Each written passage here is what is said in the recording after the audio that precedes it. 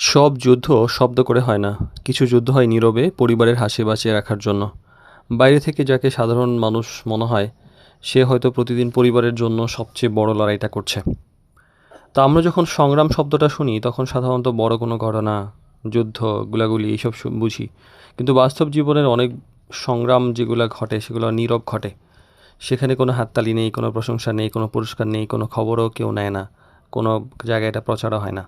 বিশেষ করে একজন দায়িত্বশীল মানুষ, যিনি ড্রাইভার হতে পারে, শ্রমিক হতে পারে, বা অন্য কোনো পেশারে হতে পারে, প্রতিদিন এমন অনেক সিদ্ধান্ত নেন যার একটাই উদ্দেশ্য পরিবারকে শান্তিতে রাখা। তো ড্রাইভার প্রোডাক্টিভিটি স্টিয়ারিং লাইফ যে সিরিজ চলছে, সেখানে বাস্তব এবং মানবিক গল্পের 12তম পর্ব আজকে কথা বলবো পরিবারের শান্তির জন্য নীরব যুদ্ধ। তো অনেক চিন্তা আসলে ঘরের বাইরে রেখেই কাজে ঢুকতে হয়। দেখা যায় যে ঘরে ঢুকতে হয় যে দিনের হয়তো দিনটা সারাদিন ভালো যায়নি, হয়তো কাজে সমস্যা হয়েছে, কঠিন কোনো কথা শুনতে হয়েছে, মানে আয়ের চিন্তা হয়তো মাথায় ঘুরছে, তবুও দেখা যায় যে দরজা বাইরে এইগুলো রেখে নিজের পরিবারের সঙ্গে সঙ্গ দিতে হয়, তাদের যেন হাসি খুশি মুখটা থাকে। এটাও হলো একটা বাবার উদ্দেশ্য। কিছু ত্যাগের কথা কিন্তু কেউই জানে না।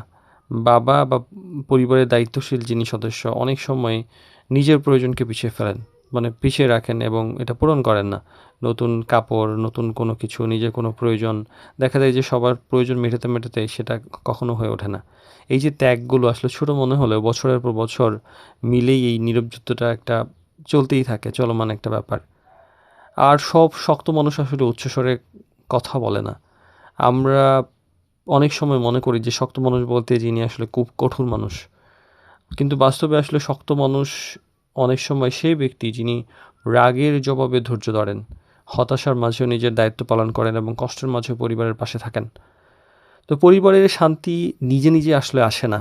একটা পরিবারের যখন শান্তি তৈরি করার প্রয়োজন, তখন আসলে বোঝাপড়া থেকে, ধৈর্য থেকে, ত্যাগ থেকে, দায়িত্ববোধ থেকে। আর এগুলো কিন্তু নিয়মিত চর্চা, নিয়মিত করলেই এগুলো তৈরি হয়।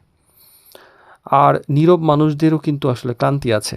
যারা সবসময় পরিবারের জন্য চিন্তা করেন, তাদেরও মন খারাপ হয়, তাদেরও ক্লান্ত লাগে, তারাও ভেঙে পড়তে চান। কিন্তু অনেক সময় তাদের অনুভূতি পরিবারের শান্তির বা স্থিতিশীলতার চাইতে বেশি না। তো এই যুদ্ধের আসলে কোনো পদক হয় না। এই লড়াই আসলে চলতেই থাকে, কেউ কখনো পুরস্কার দেন না। কখনো কিন্তু কিছু পরিবার আসলে এই ক্ষেত্রে নিরাপদ থাকে, সন্তান ভালো থাকে, ঘরের শান্তি থাকে। এই দৃশ্যটা একজন দায়িত্বশীল মানুষের সবচেয়ে বড় পদক। আর পৃথিবীর সবচেয়ে কঠিন যুদ্ধগুলোর যেগুলা ঘটে, সেগুলো আসলে বাইরে নয়, ঘরের জন্যই আসলে লড়া হয়।